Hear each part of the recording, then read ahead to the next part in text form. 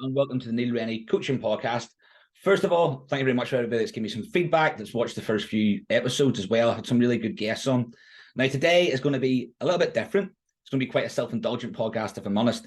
I want to do a solo podcast, so one that is just me, because I feel it's important. If you're watching, you probably already know me. You might not know my whole backstory, but I think it's important to kind of connect with that side of things, especially if you're a newer person to the channel or a newer subscriber on Instagram. So yeah, a little bit self-indulgent, but I'm going to keep it concise and hopefully you can take something from it. So let's start out with my journey within the fitness industry, within coaching and within bodybuilding.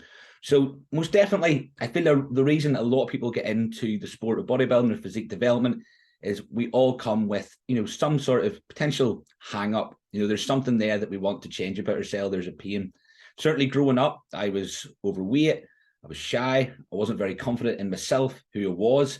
And, throughout school, I was kind of bullied for being heavy. So shout out to them, guys. It was very much called Tub and all the names of the day for quite a long time. And it's something that really kind of sort of stayed with me. Now, we can either choose to use that for good or use it or go down a very, very bad route with it. When I was 16, I seen that as my opportunity to go into the gym and improve myself. I played football throughout my teens, was very, very average at best, as anybody that knows us growing up. But I always had a real passion to try and improve and to be better. So getting into the gym on my 16th birthday, essentially the first day I was allowed, it provoked something in me that went, right, this is under my control. And I think that's what training does. It doesn't need to be the extreme of bodybuilding, but certainly training, controlling your nutrition, controlling what you can do with your body. It gives you a real sense of ownership, empowerment, and confidence. And that's obviously something I push on my clients. It's not just about how the physique improves over the years. It's more about how your mentality and what you get out of it, rather than so much just the physical change. And that's something that's very hard to show within clients, but something really that means more to me than just the physique. And that's being truthful. So when I get into training at 16, as I say, it kind of inspired me to go, right, this is actually the route that I want to go down in life. Academically, I was fairly good. Was probably one of the better students in terms of qualifications and stuff. But it wasn't a route that I wanted to go down. It was very much within the fitness industry because I seen what it could do for me, so I knew how I could help other people that way. Now, where do you go from there? And that's questions. I've got a lot of Q&A questions that I'll go over at the end, but actually starting your coaching career, where do you go? So I went down the university route. I went and done a sports and exercise science degree, done fairly well on that.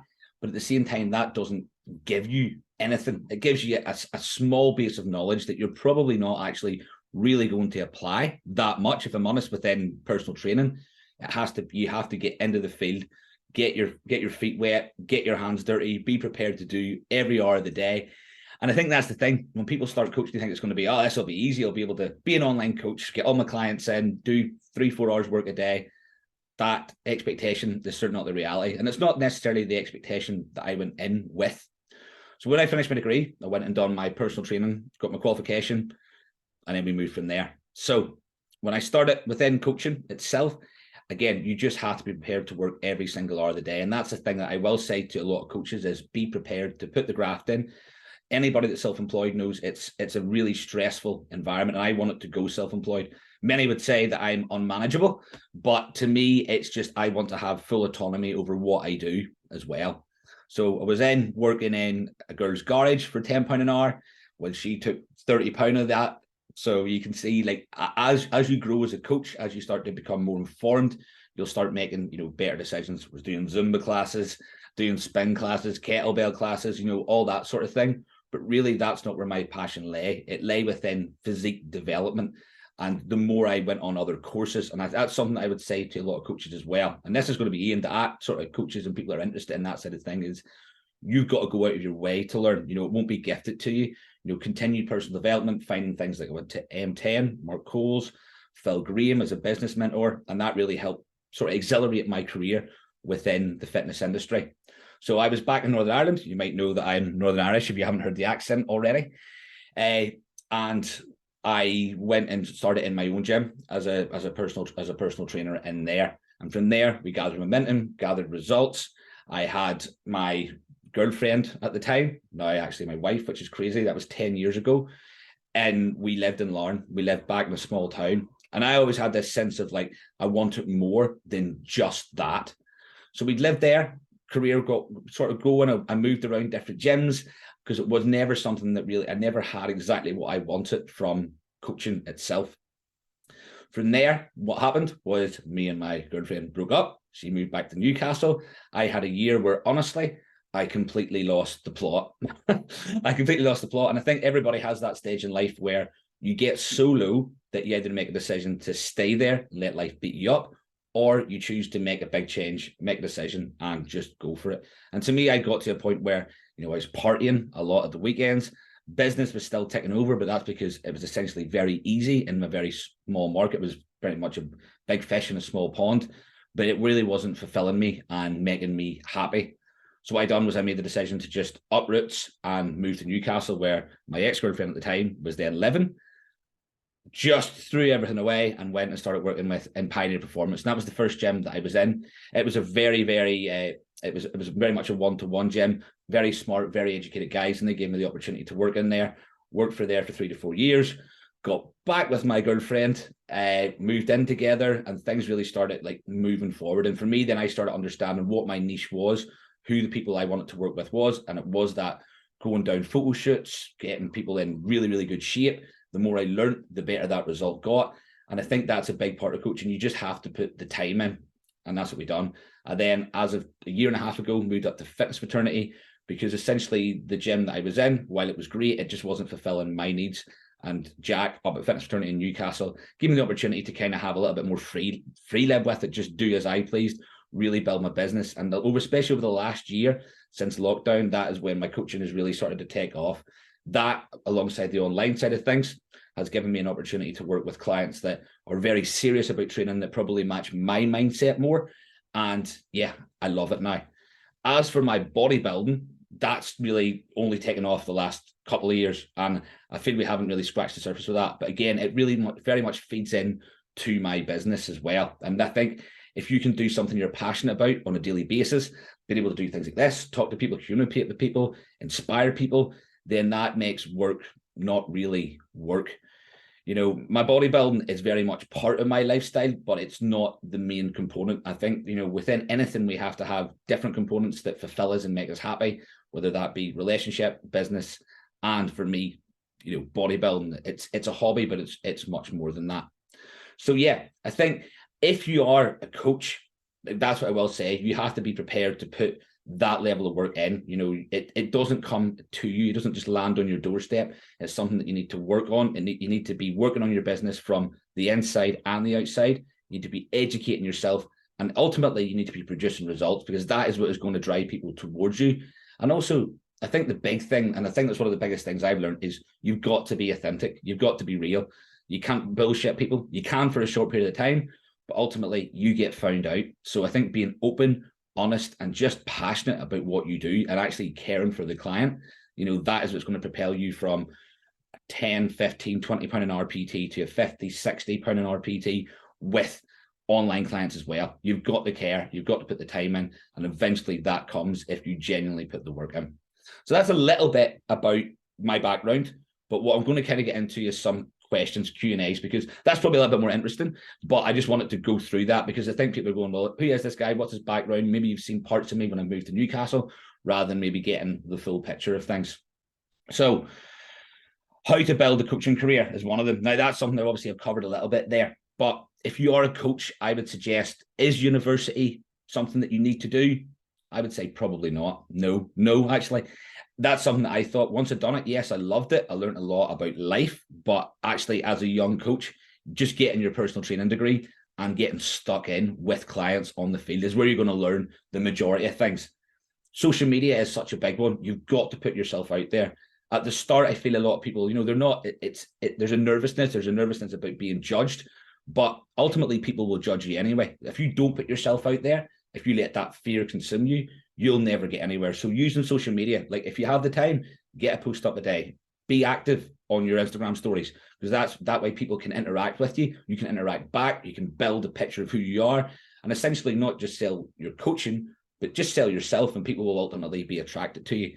So I think not going to university might be, it's not necessary by any means, certainly within personal training now. In fact, every Tom, Dick, and Harry can be a coach. But what makes you a good coach is caring about your clients, invest in your own education, and investing in yourself, because ultimately your body is a reflection of the work you do. I mean, I've heard it before, but what does it matter if you're in shape as a coach? Yeah, it does. I think so. I think you've got to lead the life. You've got to live by example. If you want to coach bodybuilders or athletes to stage, you better have done a few preps and got on stage and looked very good. If you are all about health and fitness, then you got to be that life. If you're about eating cakes, yeah, then eat cakes. So yeah, I think investing time in yourself, in your education, in your clients, and being prepared to do the dirty hours, build up a client base, and then from there you can kind of branch out and become more of a niche. Now, most difficult thing about being a coach, I think this one is like very much, it's the same for pretty much all self-employed people. There is no guarantee. You don't, like with a lot of 9-to-5 jobs, albeit you're probably working more hours, potentially not. It is very stressful. Every day, there is no guarantee that you're going to have client retention, that you're going to be able to bring new clients in. And especially at the start, it's very hard to plan for how much finance you will have within, 2 or 3 months' time. Christmas comes, holidays comes, people drop in, people drop out. So that is a really difficult thing about not just being a coach, but being self-employed. And you have to be available. You have to be available a lot of the time. Certainly I've got to a point now where I set a time and go, that's my cutoff time. That's my start time. If it's after that, whilst I love yous, I need my own time, because that makes me a better person. And then again, it makes me ultimately a better coach. But you have to be available. Certainly as an online coach, you're on your phone a lot of the day. You have to work around other people's hours. Those hours are at the very start very unsociable. But again, remember, putting the work in now will make you much more free, doing much more what you want to do in the future. For example, myself now, maybe I do 3 or 4 hours a day of one-to-one coaching. I get them hours from 7:30 in the morning to 10:30. I do my online coaching around that. So it gives me a lot more freedom. But that was never gifted. That's not luck. That's work over a decade to get there. And it's much the same for bodybuilding or really big physique transformations. If you want to be something very special, if you want to grow, if you want to compete, then it isn't going to happen overnight. And I think that's where I always find an analogy between bodybuilding and life. It's like you've got to be willing to put the time in and invest that time, do the dirty work, do the hard hours, and then ultimately something good will come of it. So that's a big one. That is a big one. So if your most difficult thing about being a coach is the availability of your own time and the stress that comes alongside just being self-employed. Like if you take a holiday, then you're losing out in clients, you're losing out in money, clients maybe go off plan. And there's a sense of responsibility as a coach that you want to make that person, once they buy into you, as good as they can be. And you become very invested, sometimes very emotionally invested in that client, because you become an integral part of their life and their day if you're seeing them very often. So there is that stress there. You're not just managing your own stress, but you're managing maybe 20, 30, 40, it might be everybody else's stress. So you have to be quite strong in character for that side of things. What is the difference between online and one-to-one coaching? Well, I'm going to take that as from the coaching perspective rather than just as a client perspective. Obviously, as a client, with one's online, one's one-to-one.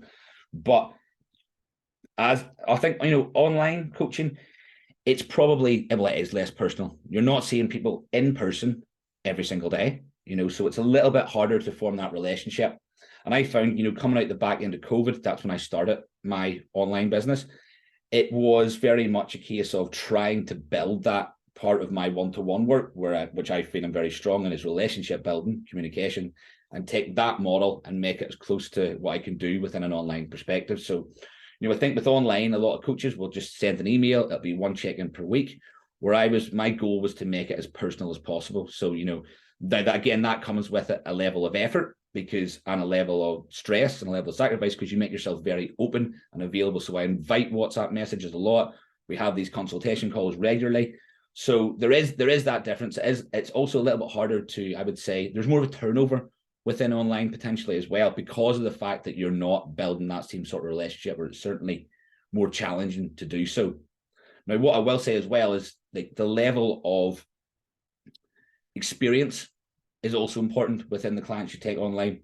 You know, I certainly found over the last few years of doing it that I feel there has to be I feel intermediate trainers, people that have trained in the gym before, have a decent idea of nutrition, a decent idea of how to execute within their training is very important. You know, taking somebody that's completely new, never been to the gym, whilst I'd done it at the start, I quickly recognized that potentially was not the client base that I should be working with, especially online, because you have to be more hands-on. You know, those sort of people, I feel at the start, you know, if you're new to training, one-to-one coaching is a great option because you want to learn how to execute well, how to program, just building up confidence in the gym, and then maybe transitioning towards an online model. And that's something I found pretty good success in. It's more of a hybrid model. So, you know, at the start, if somebody is new to the gym, obviously it's a little bit more expensive, the one-to-one route, because it's an hour of your time and it's more than that.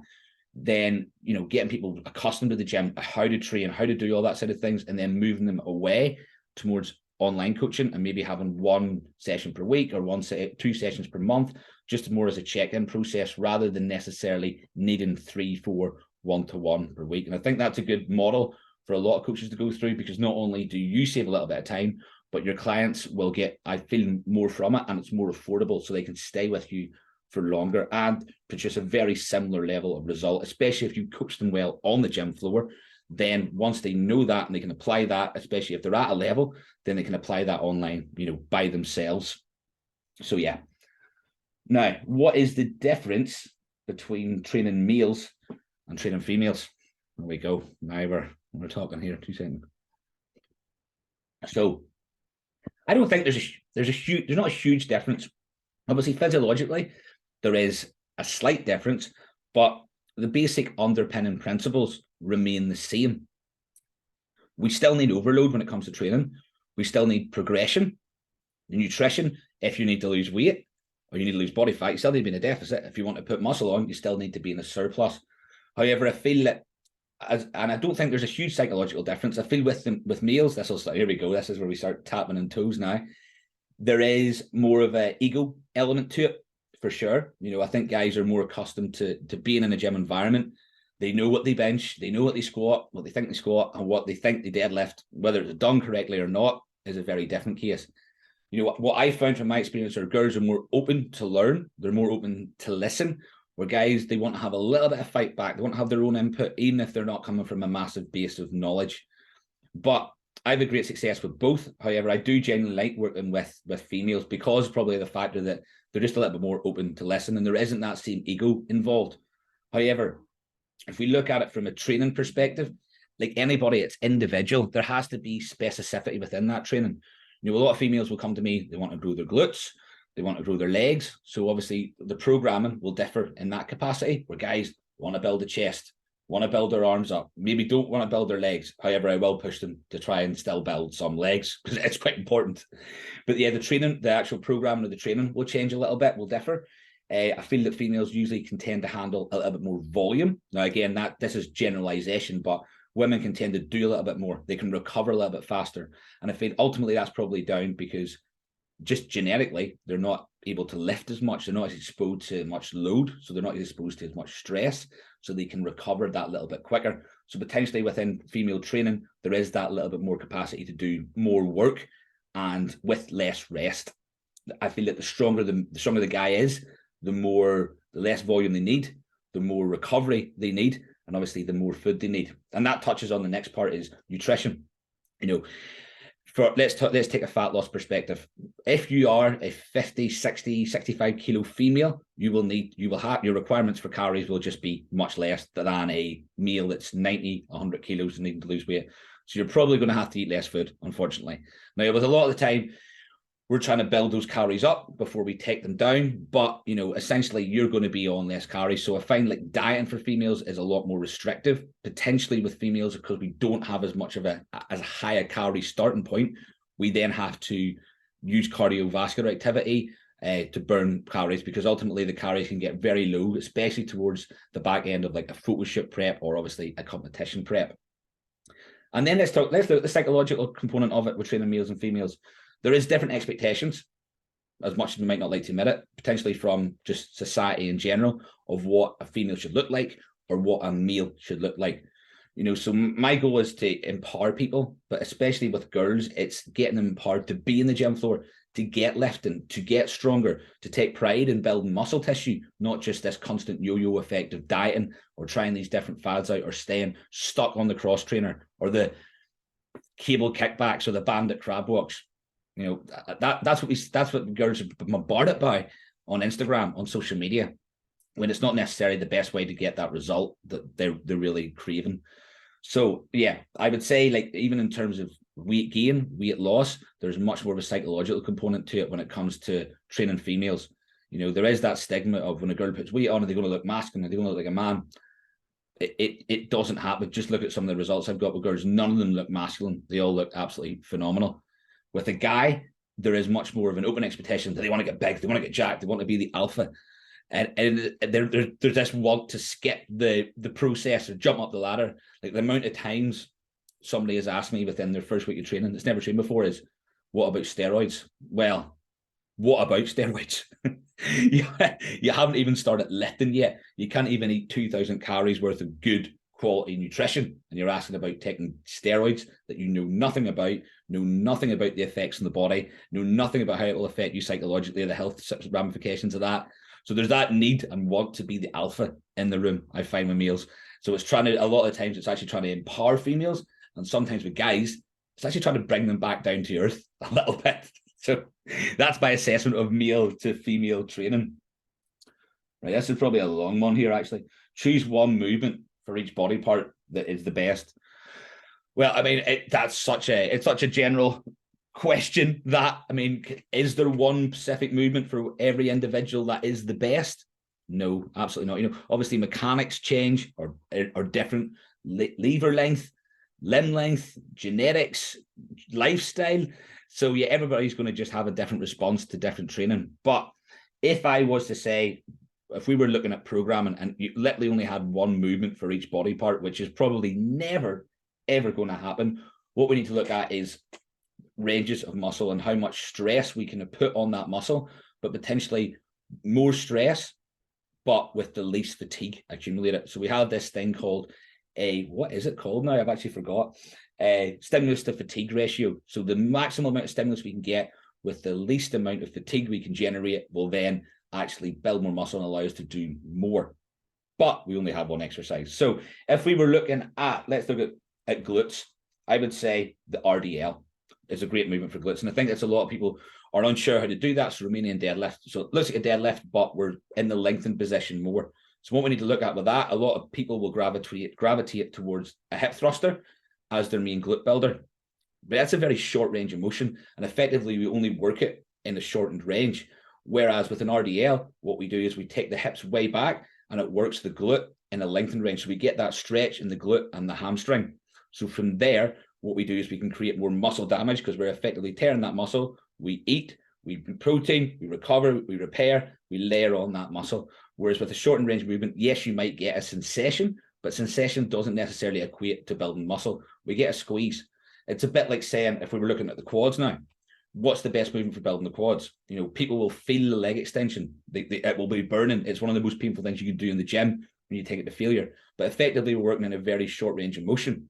But if I was to ask you to get under a bar, which you wouldn't really do, but on a hack squat, you might not come off with your legs burning. But what we've done is we can get really deep into that squat pattern movement. We can sort of tear that muscle and work it in a lengthened range.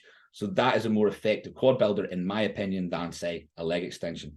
So for quads, a pendulum, anything where you can get really deep, is excellent. What isn't a good movement, in my opinion, is actually a traditional barbell squat.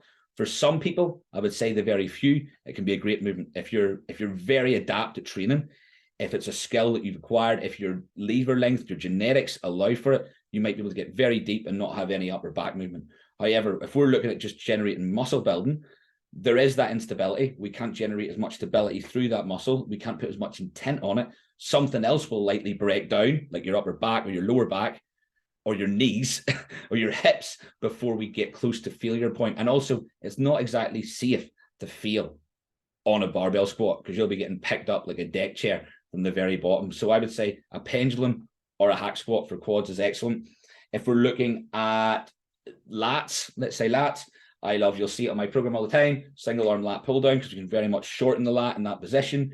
If we're looking at upper back, potentially a T-bar row, where we can really retract the shoulder blades, because again, that's where a lot of people try to lose, that connection with the back. They just pull weight, they just move weight from A to B, rather than thinking about what is the goal, what is the muscle meant to do. So if we're looking at training the lat, effectively we're looking at getting the elbow as close to the hip as possible and shortening it. If we're looking at training the upper back, which people will do regardless if they're trying to train lats or not, is shoulder blade retraction. So even a lat pull down, just because I'm doing a lat pull down from here, doesn't mean I'm training my lats. If I'm pulling back the way and I'm retracting my shoulder blades, we're very much training the upper back, trap, rear delt.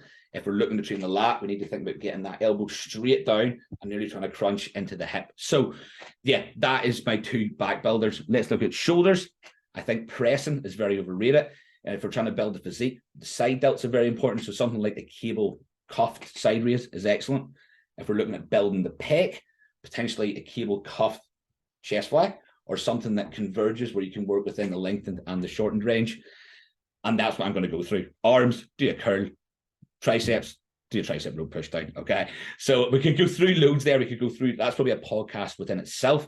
But for me, they're excellent movements, and it's something to think about, working through a full range of motion with loads of intent and loads of execution behind it. Let's look at another one. We'll not go through too many more. Main muscle bulking tips. Don't know what that means. Tips for bulking, we'll go for. The word bulking, especially with guys, well, first of all, it scares girls, because we're going to get bulky. Guys are like, let's get big. So what that usually means is they go on the seafood diet, which means literally everything that they see, they'll eat, whether that be ice cream, burgers, because it's just about getting calories in. Where if we want to build muscle optimally, we need to be a little bit more, a little bit smarter with how we do it. So when we're saying bulking, all we're trying to do is acquire as much muscle tissue with probably the least amount of fat gain that we can have. Now, that still means being in a calorie surplus, but you've got to find out what your calorie surplus is. So what I would suggest, if you're just going through, let's just say you're starting off and want to build some tissue, find your maintenance point. So what did you weigh at the start of the week? Track your calories throughout that week. Is it consistent? So say you're on 2,500. What is your weight at the end of the week? Has that weight changed? If it hasn't, then we need to put let's go 500 calories into your surplus, starting in 3,000. So we need to have that surplus of calories. As your weight changes, those calories will need to go up, but they'll need to go up assertively, but slowly. If we're looking at, in a natural guy, rates of gain per week, so looking at maybe a pound to a pound and a half max of body weight added per week. Otherwise, it just gets sloppy. And the sloppier we get and the fatter we get, then the sooner we'll have to diet. Where if we look at my last, say, off season, I was able to stay in a surplus for 15 months solid, minus 4 weeks of like a little bit of a mini cut before a holiday. That was it. So it's effectively just trying to drive body weight up slowly but surely, also making that those calories are coming from, I would say, quality nutrition most of the time. People say 80-20. I like 100, but let's be 90-10 so you can have some social life in there as well. Are you performing better in the gym on a weekly or monthly basis? So are you just getting heavier for the sake of getting heavier, or is your gym performance going up? Because ultimately, if we're not progressing in the gym, then we're not building tissue. You're just getting fat. So that is a major indicator. So I would say for a lot of people to start is logging their workouts, logging their lifts, and making sure that they are progressing in the gym as well as on the scales. For females, it's much the same. Are you progressing in the gym? I mean, potentially a slower rate of gain. If you want to, like for myself as a bodybuilder, moving from men's physique to open bodybuilding, I need to gain as much tissue in a short period of time as possible. So that potentially meant pushing things harder and pushing that surplus a little bit harder. But then I've dieted before, so I know how to diet, so I know I can get that fat off. As a female, we don't need to recruit and build a huge amount of tissue for the most part. Most girls' goal is not to be absolutely massive and walk through doors sideways. For the most part, it's just to get toned up. So we probably need a little bit less rate of gain. We probably don't need to push that calorie surplus for as long. So that's probably a difference between male and female. So with bulking, don't just eat everything you see. Are you performing better in the gym? And make sure your rate of gain is assertive but measured. Okay. Biggest lesson I've taken from bodybuilding in the last few years. So everybody knows that has been following me. I competed as men's physique last year. I was 164 pound on stage, and I did not like doing men's physique, and I wasn't particularly fulfilled about the result of that. Even though I won, I wasn't happy about it. I wanted to upscale myself. I wanted to up-level myself. I wanted to be a bodybuilder. That was always my goal. So that meant putting on a lot of weight. Now, for me, I was never like, there was a psychological side, as I refer back to my teen and my childhood, of being heavy, being fat, of having that stigma. So I was always very conscious and concerned about putting weight on. But last year, I let myself grow. And ultimately, that's the biggest lesson I've learned, is actually do it for you. Do it because you want to do it. Be in a calorie surplus. Be consistent with it. The more consistent you can be, then the better the result.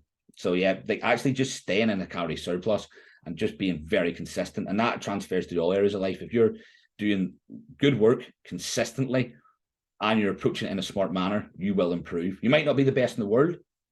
There's only one person who's the best in the world, but you can be way better than what you think you can be. Right, I'm not going to go on too much longer here.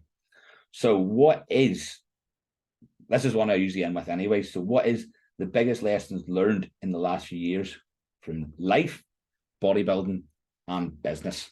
Just sip my coffee and think about that one. Okay, so let's start with business. I think a lot of these interlink, certainly for me, because bodybuilding, coaching, it is my life. But with business, it's like, be prepared to put the work in. I feel that you do have to have a real passion and a love for what you do. Every day I wake up, I'm motivated to go on social media, talk about things, do these podcasts, coach people, see results. You have to buy into that person, that client that you're working with. But also, don't be afraid. This is a big one for me, is do not be afraid to charge what you're worth. I think a lot of coaches, they hold themselves back from, making decent money, or they try and, kid themselves, say, I would do it for free.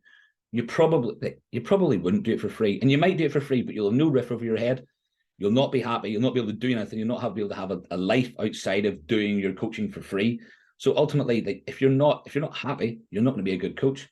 And that's something that I've found is like, put the work in. That is part of business, is earning, making money, because that is your reputation at the end of the day. So that's something I learned, is like, before I used to be very scared about asking people for either my online pricing or my coaching pricing, but I very much value my service. I very much know it's an excellent service that produces very good results. So I will charge accordingly. And the people that I take respect that, because they know the worth too. So know your worth. Now, that doesn't mean if you're a shit coach, try and fleece people. But if you know you put the work in, if you know your shit, then charge accordingly. With bodybuilding, we'll go with, it's a game of time, consistency and effort. And if you don't like it, if you don't love it, just don't do it. And I put a lot of people off doing shows as well, because they come in, they go, I want to do a show, and you're like, are you sure? Like, it sounds good, but when you are in the balls end of prep, can't move, you better have a reason why you want to do it. You better have a real passion for progress, a real passion for the sport. Otherwise, just get in shape, because that won't take your life.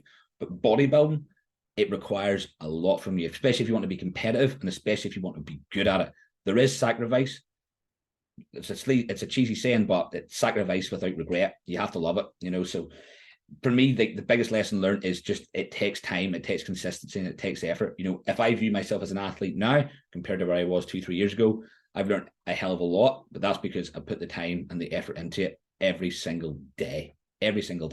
And that is a lesson that translates to other areas of life too. Much like business, you've got to put that effort in every day. You've got to wake up happy to do it, and you've got to wake up passionate. You can't go, fuck this, I'm not going to bother today. That isn't a progressive mindset. That is not a growth mindset, and that will not take you very, very far at all. The biggest lesson learned in life is back yourself. If you're putting the work in, back yourself that you are good enough. You've got to take risks in life, but they have to be calculated risks. Know thyself. That's a big one. You've really got to learn who you are, what makes you tick, what makes you happy, and what you're driving towards. Where do you get fulfillment from? What makes you happy? And understand that happy is not a constant state. But if we become process driven in our lives, if we're working towards something that fulfills us, then that is where we will find that element of happiness. And for me, I've learned that. But also a lesson going forward, if I'm honest, I want to take is understand that I got to be more present within moments. Because if we, like a lot of people within this industry that are self-employed, that bodybuild, we're always seeking more. We're always seeing what's the next goal, rather than sometimes standing still, taking a breath and understand and being a bit more present in the moment. And for me, that's a lesson I've learned, but it's the lesson I'm still learning and still trying to do, is actually learn to be present in the moment. Because if I looked at my life 5, 10, 15 years ago, and you said I could be where I am now, I'd be over the moon with that. But when you're in it, sometimes we lose sight of where we are. So yeah, that's pretty deep. I'm going to leave it there, guys. I'll be back to normal format next week. I'll have a few guests on, but I thought this was a valuable one in terms of just understanding who I am, getting to know me a little better, getting to understand, like, you know, where my expertise lies. So hopefully you enjoyed it. But as I say, next week we'll have some great guests on. If you have any feedback for me, drop me a message. If you want to ask any questions or you have any ideas of what guests you want on, drop me a message too. But listen, guys, thank you for watching.